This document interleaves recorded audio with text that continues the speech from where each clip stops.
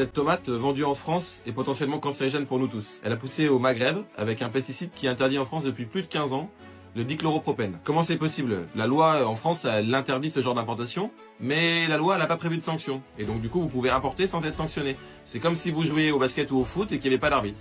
Et cette tomate, elle n'est pas unique en France. Selon un rapport du Sénat, 10 à 25% des produits importés en France ne respectent pas les normes qu'on impose à nos agriculteurs. C'est du poulet, c'est du sucre, c'est des œufs, c'est de la viande qui est nourrie à base de farine animale. Ça représente 10 milliards d'euros de vente en France, autant d'argent qui ne se retrouve pas dans la poche de nos agriculteurs. C'est de la concurrence déloyale et une atteinte d'une certaine manière à notre santé. Et la double peine pour l'agriculteur, c'est que lui, s'il utilise ce pesticide, il risque 6 mois d'emprisonnement, 150 000 euros d'amende et potentiellement le prélèvement de 10% de son chiffre d'affaires.